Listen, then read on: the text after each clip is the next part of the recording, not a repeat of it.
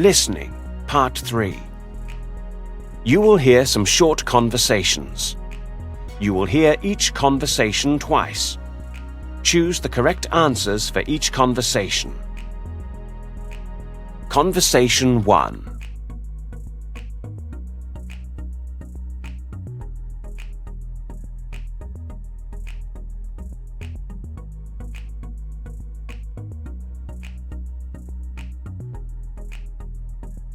You hear a manager in a company talking to an international visitor called Geraldo. I hope the Imperial Hotel's okay for you, Geraldo.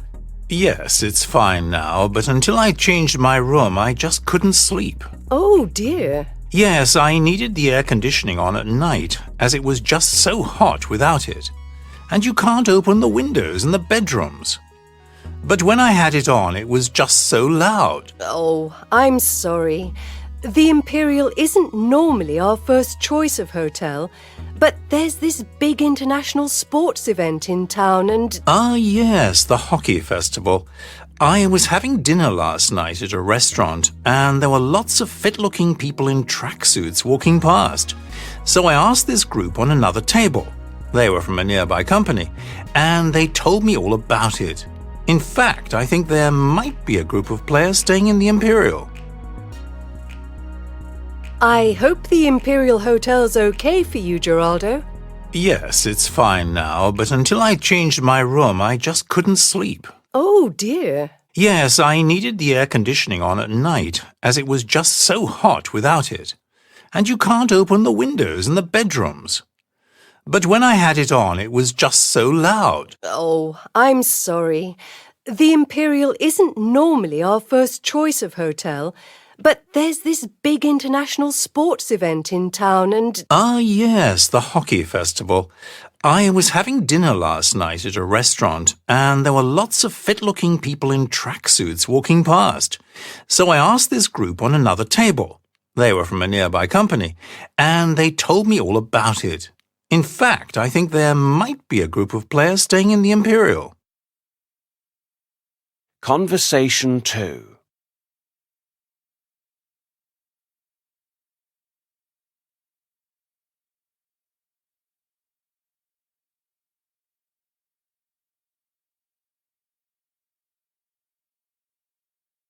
You hear a man and woman talking at work. Hi, Lee. I hope you're here next week. I'm on holiday, Marcia. Oh, I forgot. Are you going to Mexico again to visit your wife's parents? I'm actually just doing jobs at home as we want to decorate our flat. We might allow ourselves a day trip to the coast. I'm in no hurry to go back after the trouble we had last time. I mean, Mexico's great, but… Yes, I remember. You had to wait 2 days at the airport in Mexico because of bad weather. Ha! But what about the staff badminton competition next week? Okay, if you're short of a badminton player, there's no need to wait for me. I was chatting to a new girl called Donna in the department, and she said she'd be interested. She's in on Mondays and Tuesdays. Sounds really good. Okay, I'll make some inquiries. Hi, Lee. I hope you're here next week. I'm on holiday, Marcia. Oh, I forgot. Are you going to Mexico again to visit your wife's parents? I'm actually just doing jobs at home as we want to decorate our flat. We might allow ourselves a day trip to the coast. I'm in no hurry to go back after the trouble we had last time. I mean, Mexico's great, but… Yes, I remember. You had to wait 2 days at the airport in Mexico because of bad weather. Ha! But what about the staff badminton competition next week? Okay, if you're short of a badminton player, there's no need to wait for me. I was chatting to a new girl called Donna in the department, and she said she'd be interested. She's in on Mondays and Tuesdays. Sounds really good. Okay, I'll make some inquiries. Conversation 3.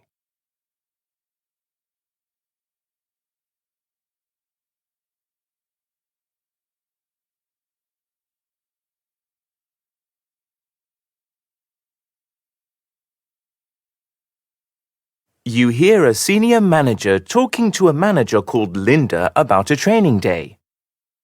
Hello, Linda. Thanks for coming in. I'm putting together a training day for all members of the department. It's one of our information updates, basically, in which we tell everyone where we're at with various ongoing projects. And I was wondering if you'd like to lead a seminar on the new database we've been developing. Oh, well, thank you very much, Michael. Richard Davies, the database project leader, recommended you. He said you could report back on your visit to our Dubai branch and the feedback you got from them there. That sounds fine. Thank you. Oh, I'm glad. Running a seminar can be pretty challenging at the best of times, but at least you can base it on your notes from your visit, so you won't have to spend ages creating material. Naturally, it'll be good for your own personal development within the company. I'll get Debbie to send you an email explaining all the details, but I just wanted to sound you out first. Hello, Linda. Thanks for coming in. I'm putting together a training day for all members of the department. It's one of our information updates, basically, in which we tell everyone where we're at with various ongoing projects. And I was wondering if you'd like to lead a seminar on the new database we've been developing. Oh, well, thank you very much, Michael. Richard Davies, the database project leader, recommended you. He said you could report back on your visit to our Dubai branch and the feedback you got from them there. That sounds fine. Thank you. Oh, I'm glad. Running a seminar can be pretty challenging at the best of times, but at least you can base it on your notes from your visit, so you won't have to spend ages creating material. Naturally, it'll be good for your own personal development within the company. I'll get Debbie to send you an email explaining all the details, but I just wanted to sound you out first. Conversation 4.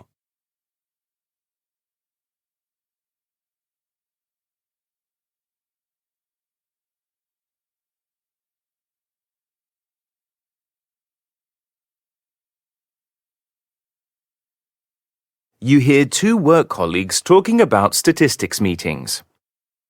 How was your meeting this morning? Well, all good fun, but I'm not sure we really achieved anything. I'd been asked by Catherine to document and present the statistics relating to customer returns of certain products over a 6-month period. Oh, yes? And did you come up with any interesting observations? Well, yes, that's just the point.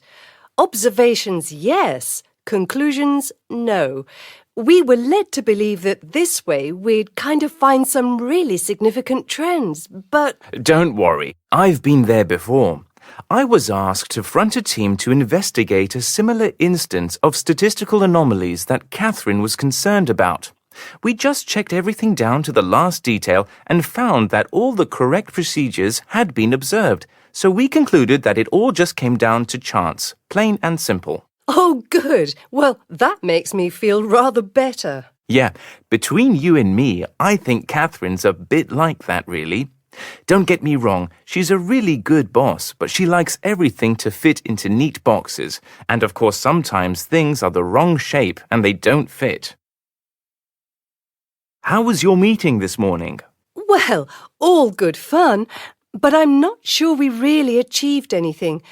I'd been asked by Catherine to document and present the statistics relating to customer returns of certain products over a 6-month period. Oh, yes?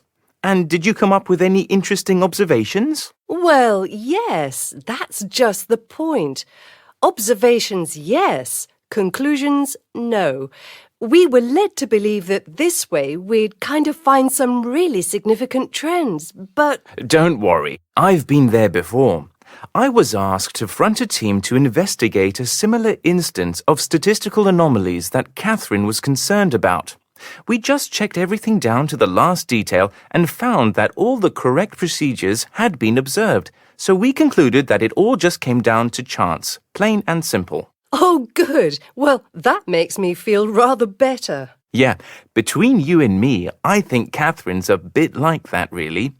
Don't get me wrong, she's a really good boss, but she likes everything to fit into neat boxes. And of course, sometimes things are the wrong shape and they don't fit. Conversation 5.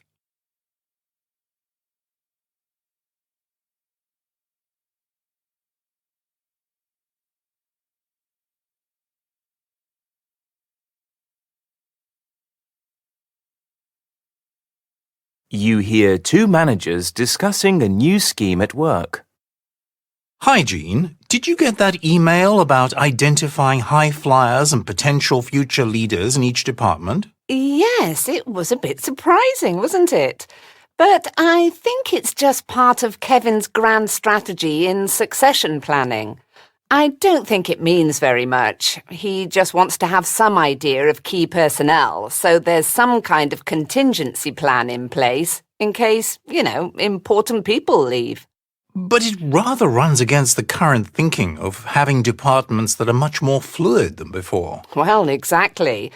So I'm just going to go along with it. I mean, I can see the point, but... Also, isn't it a bit demotivating to flatter some and let others know they're not seen as key personnel? No, I don't think that's the intention. I think, if anything, it's an attempt to encourage everyone to aspire, not to create an environment of favourites. And in any case, I don't think it's going to be public knowledge. Certainly the staff identified aren't going to know about it. So Kevin just wants it to be known that this system is in operation to keep everyone on their toes. Exactly. Hi, Jean. Did you get that email about identifying high flyers and potential future leaders in each department? Yes, it was a bit surprising, wasn't it? But I think it's just part of Kevin's grand strategy in succession planning. I don't think it means very much. He just wants to have some idea of key personnel, so there's some kind of contingency plan in place in case, important people leave. But it rather runs against the current thinking of having departments that are much more fluid than before. Well, exactly. So I'm just going to go along with it. I mean, I can see the point, but... Also, isn't it a bit demotivating to flatter some and let others know they're not seen as key personnel? No, I don't think that's the intention. I think, if anything, it's an attempt to encourage everyone to aspire, not to create an environment of favourites.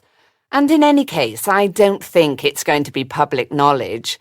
Certainly the staff identified aren't going to know about it. So Kevin just wants it to be known that this system is in operation to keep everyone on their toes. Exactly. Conversation 6.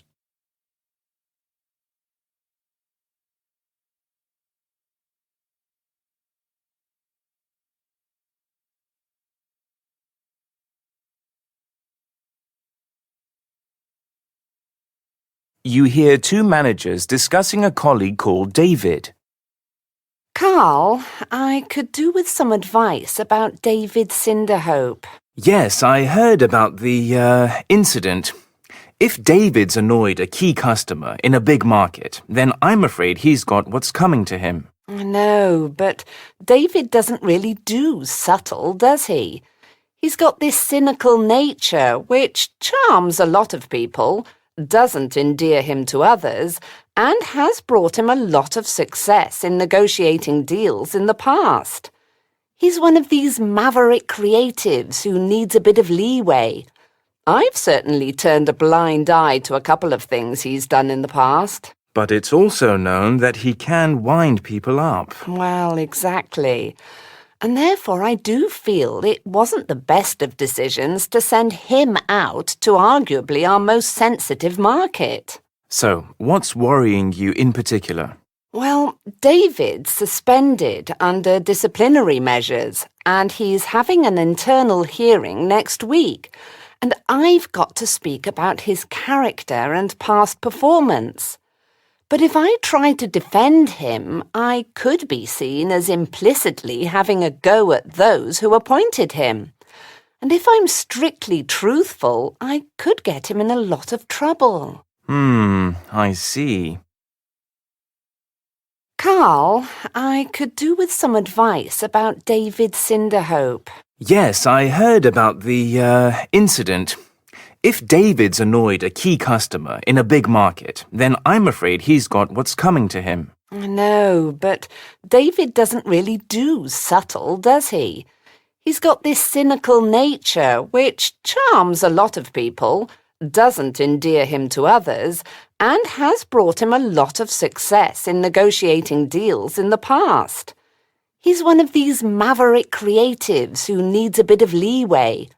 I've certainly turned a blind eye to a couple of things he's done in the past. But it's also known that he can wind people up. Well, exactly. And therefore I do feel it wasn't the best of decisions to send him out to arguably our most sensitive market. So, what's worrying you in particular? Well, David's suspended under disciplinary measures, and he's having an internal hearing next week. And I've got to speak about his character and past performance. But if I try to defend him, I could be seen as implicitly having a go at those who appointed him. And if I'm strictly truthful, I could get him in a lot of trouble. I see. That is the end of part 3.